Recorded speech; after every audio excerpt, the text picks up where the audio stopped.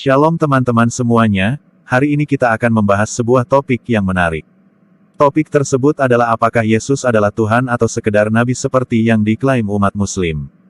Mari kita bahas. Dan sebagaimana yang diagendakan oleh panitia, kami lebih memfokuskan lagi untuk membahas tentang kealahan Yesus.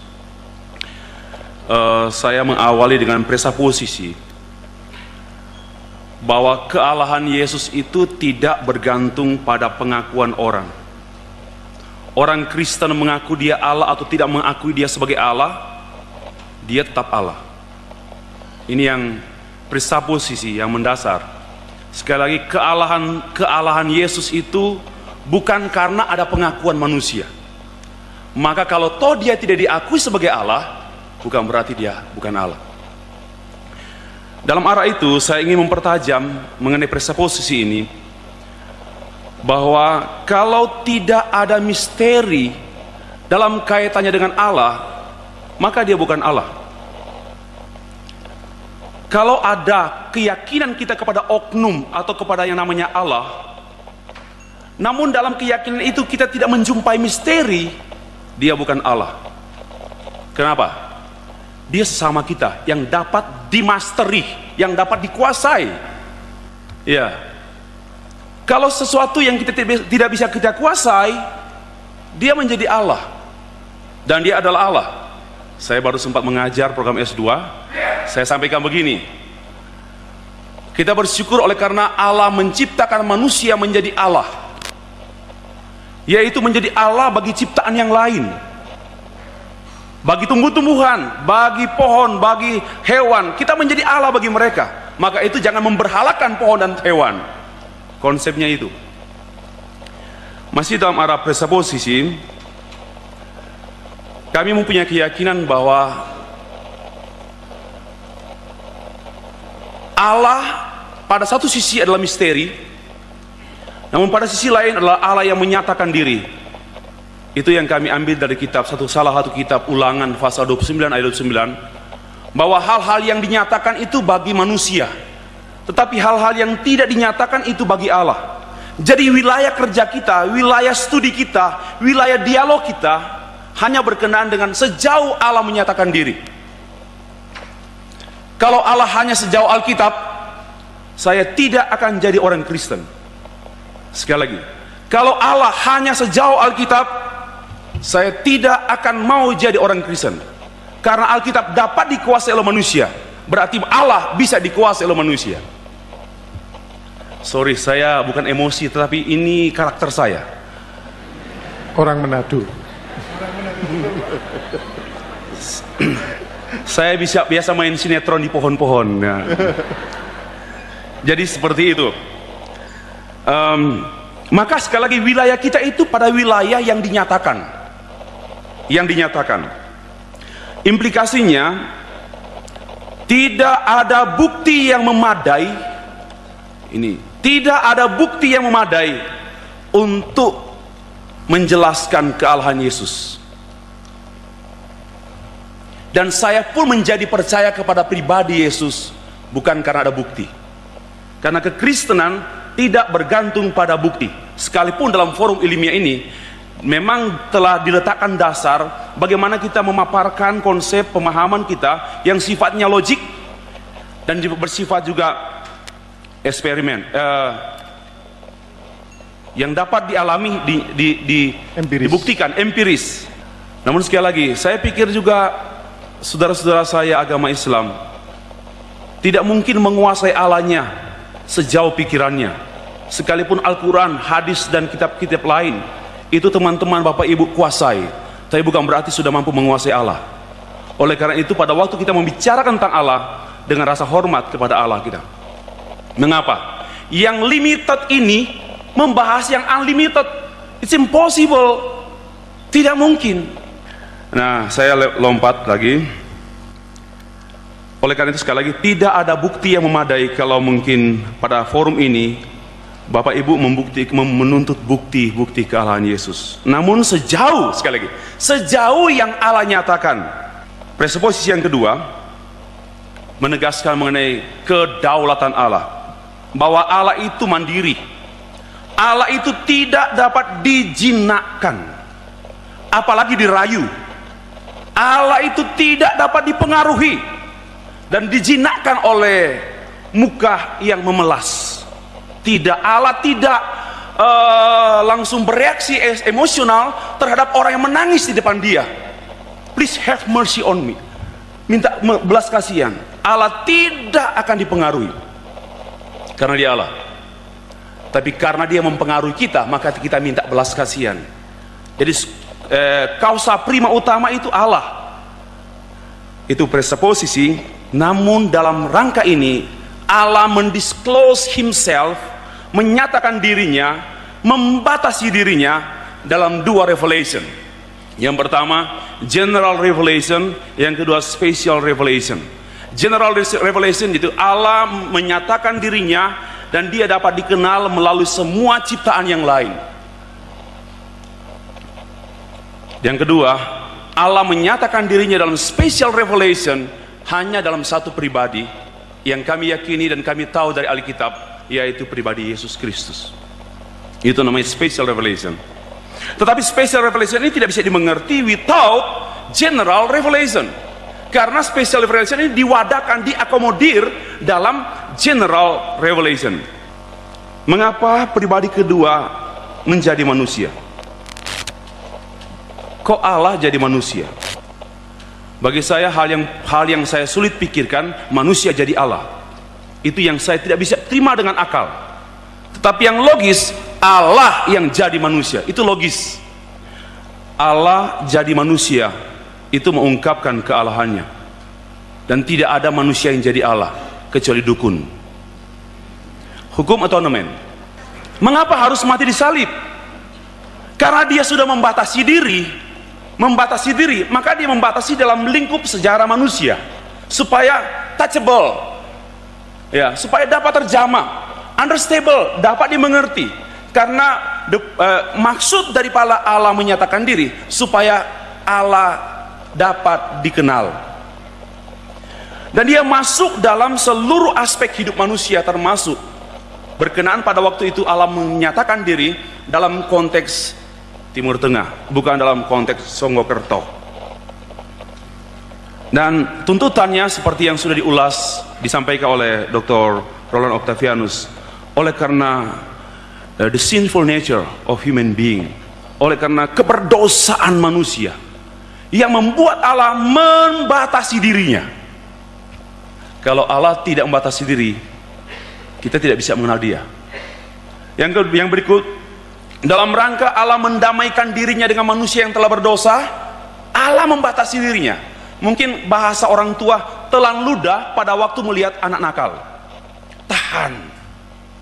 Allah membatasi diri. Dalam rangka ini, pada semua harus dilihat bahwa Allah lah yang memprakarsai, Allah lah yang berinisiatif. Kemudian berikan buktilah sedikit saja tentang bukti-bukti kealahan Yesus. Saya akan memberitahukan beberapa hal yang Bapak Ibu sudah tahu.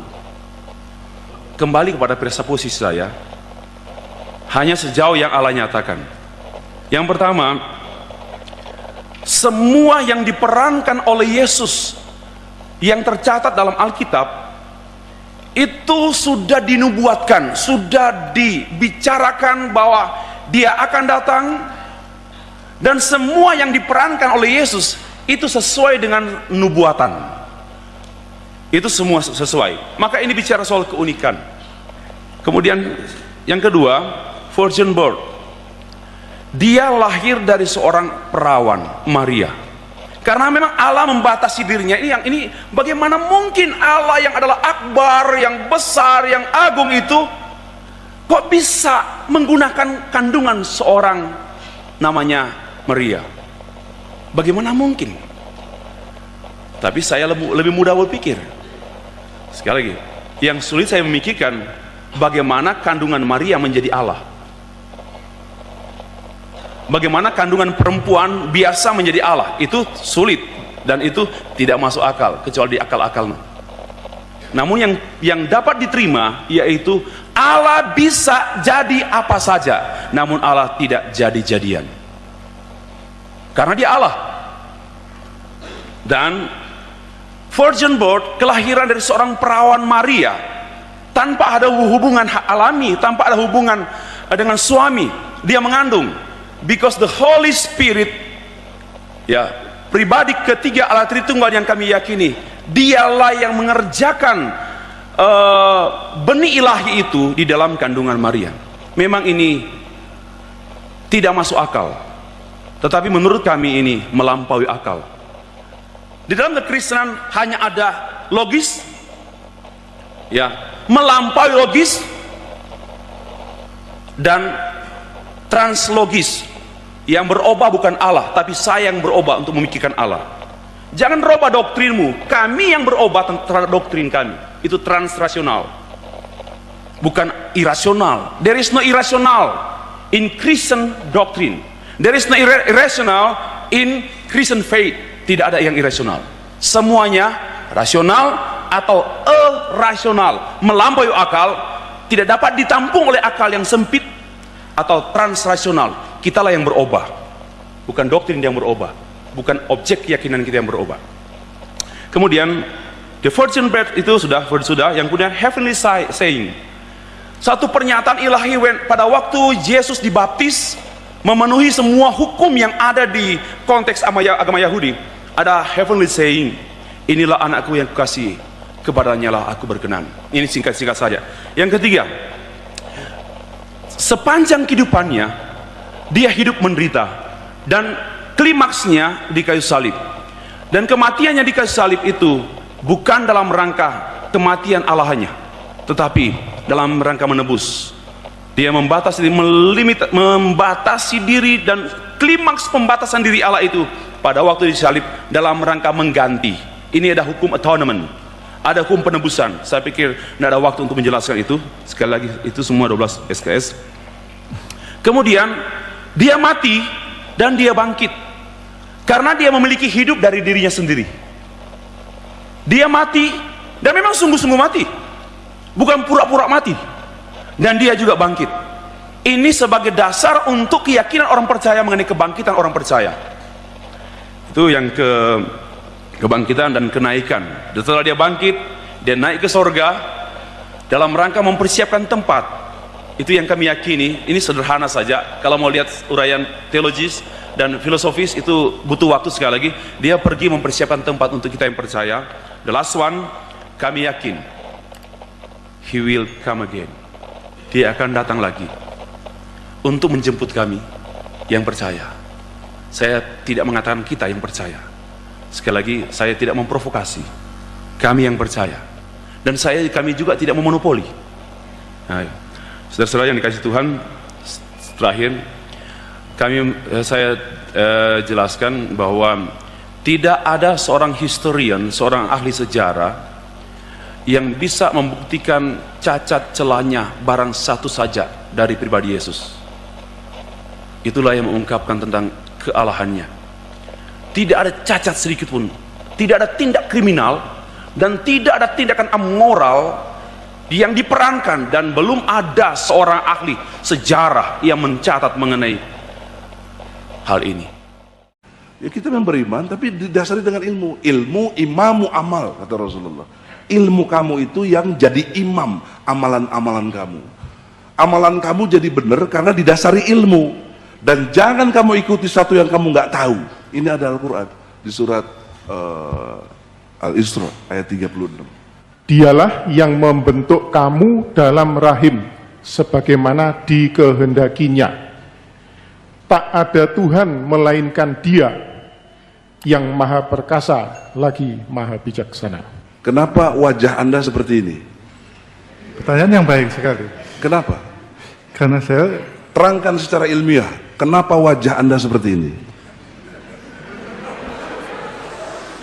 Kenapa? Kenapa wajah Stervi gitu? Kenapa ini begini botak ini? Tapi gelarnya MBA, makin botak aja.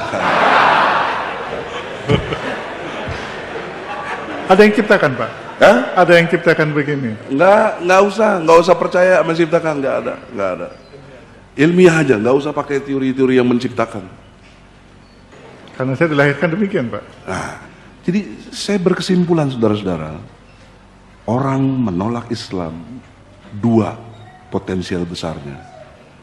Sebabnya gitu. Pertama, kebodohan, kedua kesombongan, itu saja.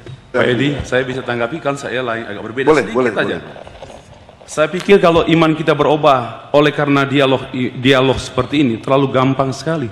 Nilai bobot kebenaran diperoleh dalam waktu sejenak, padahal yang kita imani itu sudah belajar terlalu nilainya sangat low, sangat rendah. Yang kedua, mari kita melihat sesama kita dalam perspektif historis, biblical, teologis, dan filosofis. Dan saya ingin mengangkat, saya pikir konsep-konsep yang keliru tentang Kristen, oleh karena Bapak Ibu mengambil sumber yang tidak valid. Ambil kepada kelompok liberal. Di Eropa pengaruh sekularisasi, jangan jadikan pijakan, itu mereka bukan Kristen. Saya lebih setuju, saya akan mengatakan begini juga, ini tidak valid karena Bapak Ibu mengambil kerangka pikir dan isi pikiran itu bertolak dari para teolog liberal yang sesungguhnya bukan Kristen. Mereka hanya menyebut diri Kristen dan bukan Kristen. Itu maka sekali lagi saya minta maaf. Saya pikir kita pertemuan untuk bukan menyatukan persepsi, tapi membuat kita satu dalam hal hidup bersama. Seperti misalnya Stervi, ya, namanya ya. Coba Stervi mana tuh? Stevi apa Stephen? Stefri. Coba Stevi mana? Coba tunjuk Stevi. Enggak, pertanyaan ini Enggak, pertanyaan saya- hukum atau psikologi atau fisiologi? Bukan, saya nanya mana Stevi untuk menunjukkan jati diri gitu. Kalau saya tunjuk di sini, ini belum jatuh diri saya. Ya makanya kan perlu di breakdown kan. Kalau Anda tunjuk ini dada kan. Ini. Kalau Anda tunjuk ini jidat Anda. Gitu. Jadi pasti ada yang mesti memperjelas gitu loh. Ya Stervi adalah kan gitu, yang sedang berbaju batik, handsome kan gitu kan, wajahnya putih gitu, Pendek, Pak. Gitu. Itu jadi lebih jelas, ya. Sehingga memperjelas itu. Jadi bukan berarti terjadi kontradiksi berpikir. Kan tadi pertanyaan Anda, kok sepertinya terjadi kontradiksi berpikir? Tidak. Itu sistem penegasan gitu loh, yang memungkinkan kita lebih memahami absolut. Nah kalau cukup sampai absolut aja Anda udah paham, ya alhamdulillah, nggak perlu panjang-panjang kita jelasinnya. Berarti Anda udah lebih cepat beriman, ya. Saya sekali sudah singgung sedikit. Saya tidak meragukan Islam, tapi saya ingin mempertanyakan, sebagaimana cogito ergo sum, I doubt so I think so I am. Saya ingin meragukan sedikit dulu tentang keislaman Pak Sujana. Saya tidak meragukan keislaman, tetapi dengan menggunakan parameter untuk menentukan ketuhanan atau kebenaran, menggunakan itu absolute, unique, and distinct. Kemudian ada kalimat yang menggelegar, terungkap, Allah itu menguasai dunia karena Allah mengetahui ruang dan waktu. Kalau Allah menguasai dunia ini oleh karena Dia tahu, sudah tidak absolut. Sudah tidak absolut lagi. Sudah terbatas. Karena ternyata pengetahuannya terikat pada ruang dan waktu. Itu sudah tidak absolut. Saya, Pak Sujana, suka menekankan berpikir logis. Saya coba menanyakan hal ini. Allah baru bisa menguasai, Allah itu menguasai dunia karena Dia mengetahui ruang dan waktu. Berarti Dia bukan Allah, sudah tidak absolut lagi. Kemudian juga saya singgung tadi dalam percakapan, bagaimana mungkin kita bilang absolut, kemudian ada lagi yang lain, yaitu unik dan ada yang distinct. Kalau ada absolut, there is no another. Tidak ada yang lain lagi, yang unik kah, yang distinct, tidak perlu lagi. Kenapa? Sudah absolut. Berarti ini sebenarnya ada terjadi kontradiksi berpikir, bukan pada agamanya, tapi pada pemikiran. Nah, saya mungkin membutuhkan penjelasan yang lebih lanjut, tapi sebelum lebih lanjut lagi, saya ingin mengenai Tritunggal apa semua saya tunggu-tunggu pertanyaan, tapi kalau toh saya juga kepengen dapat Eropa menuju Islam. Jika ada kami butuh juga. Dan saya akan memuji Tuhan kalau ada orang Eropa menjadi Islam. Puji Tuhan, saya senang sekali karena mereka bukan Kristen. Ya, itu saja. Silakan Pak. Silakan Pak Eki. Memang meyakinkan itu berat ya. Tapi saya senang Pak Roland udah toleran. Tinggal Pak Stervi. Jadi begini, supaya tidak ada kesalahan persepsi ya, saya menegaskan bahwa kata absolut sesungguhnya cukup, tapi perlu ada distinct dan unik itu sebagai penegasan. Saya mengungkapkan itu tadi sebagai penegasan, sebagai konsekuensi logis untuk lebih mendetailkan satu sosok yang disebut dengan absolut gitu loh.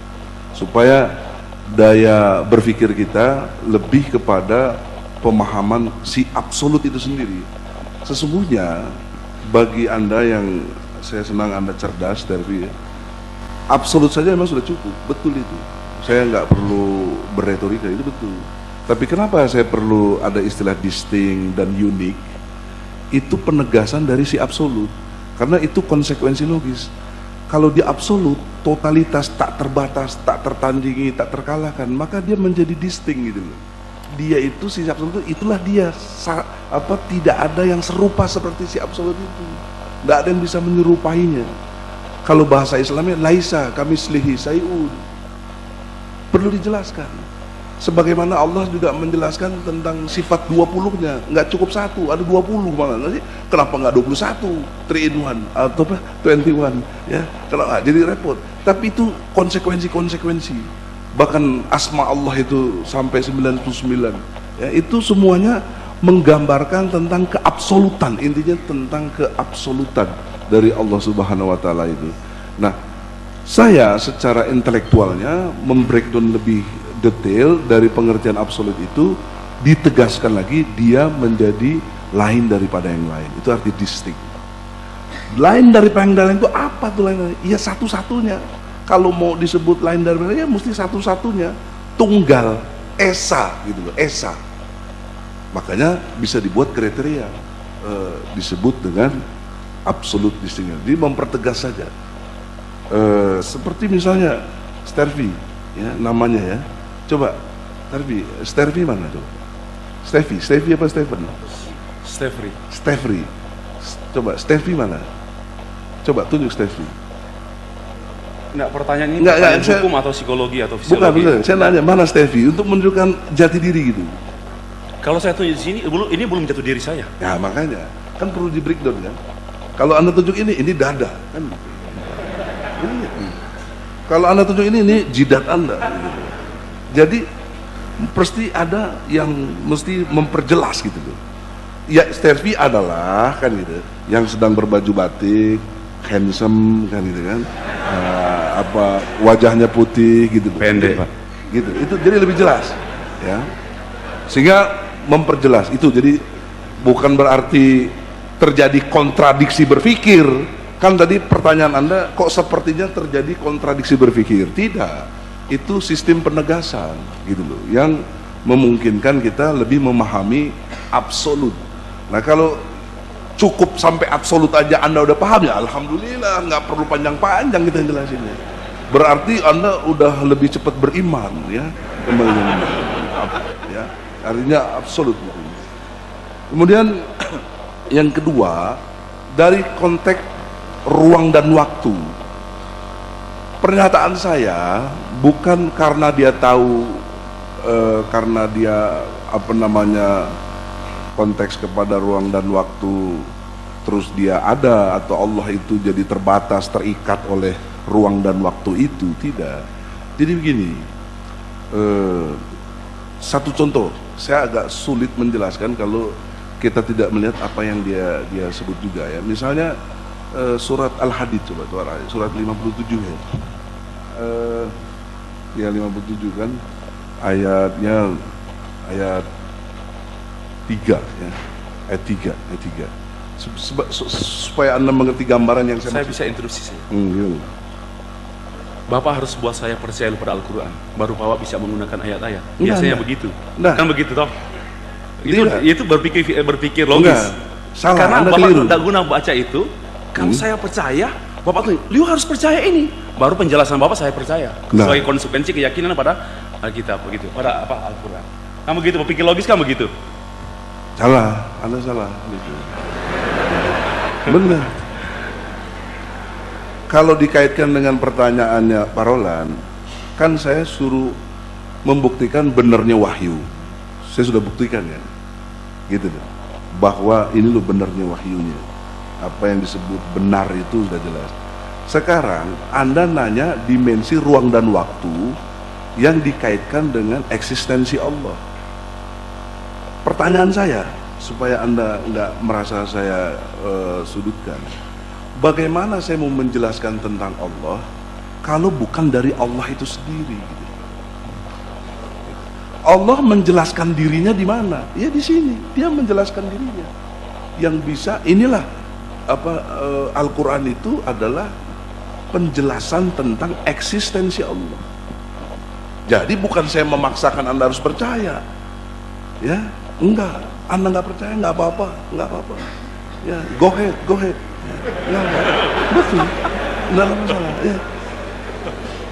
Tapi saya ingin mengajarkan logika berpikir yang sistematis, yang bisa dipertanggungjawabkan gitu, Pak Stervi. Saya mohon maaf kalau harus pakai kata maaf.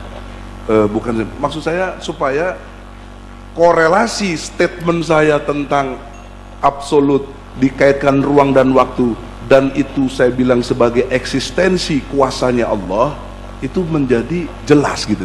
Nah sekarang saya bertanya, kalau begitu buktikan pada saya absolutnya Yesus Kristus yang Anda anggap sebagai Tuhan. Mana absolutnya? Gitu, yang jelas, yang detail dengan bukti-bukti ayat-ayatnya juga. Kalau enggak ada ya Anda harus toleran, gitu loh maksud saya. Terima kasih. No comment. Ini ganjel lagi ya, gantung untu istilahnya. Kalau belum terjawab, jadi Pak Stevi mohon dijawab. Maksudnya kalau keabsolutan Yesus bukan bergantung pada pengakuan kita. Dia tidak diakui dia tetap Tuhan. Maka bukan karena hasil konsili Efesus. Pemberian nama Yesus pun bukan karena konsili atau gereja. Itu Allah sendiri yang menyatakan pada waktu memberitahukan, announce kepada Maria, anak yang kau lahirkan namanya Yesus, yaitu juru selamat. Bukan diberi nama oleh Maria, bukan hasil rembuk dengan tetangga, bukan. Ini yang jadi yang saya ingin sampaikan. Keabsolutan Yesus sekali lagi itu sekali lagi tidak bisa diterima secara logis. Karena bukan, saya pikir saya sudah memberitahukan hal-hal yang logis tadi pagi. Tapi kalau mau menuntut lebih dari itu, saya tidak mau jadi pembela Yesus. Saya bukan Allahnya Yesus. Itu yang saya ingin sampaikan. Keabsolutan Yesus itu unik. Tidak bisa didekati oleh karena I know who is Jesus, so I believe him. Saya tahu dia, maka saya percaya. Itu pola pikir filosofi. Saya sebenarnya ada banyak pertanyaan, tapi mungkin harus diakomodasi pada pertemuan-pertemuan selanjutnya. Bukan menyuruh saya diundang lagi, enggak. Saya juga tidak diundang, cuma saya diminta oleh Pak mendampingi rektor. Saya kan mungkin akan tanya, mana yang duluan? Keyakinan atau pengetahuan? Bapak Ibu saya lempar kok. Mana yang duluan? Keyakinan atau pengetahuan? Ya? Pengetahuan. Bagaimana ada spirit mau tahu kalau nggak yakin ada Tuhan? Kalau kita yakin ada Tuhan, ya. Kalau kita yakin ada Tuhan, maka ada spirit mengetahui, pengetahuan. Kalau nggak ada keyakinan tentang Tuhan, jangan belajar. Ini logis. Tapi karena ada keyakinan, ada Tuhan. Saya tidak bicara Tuhan Yesus, tapi ada Allah, ada Tuhan. Maka itu saya belajar. Saya mau tahu. Baru saya tahu, oh siapa dia. Kalau pertanyaan pertamanya tentang apa ada Tuhan, apa, baru siapa Tuhan setelah belajar. Setelah belajar baru siapa Tuhan, baru maka terjadi perbedaan. Tapi yang mendasar dulu, yakin dulu akan adanya Tuhan, baru belajar, baru tahu oh siapa dia. Saya pikir cukup dululah. Sekian yang saya sampaikan, Tuhan Yesus memberkati.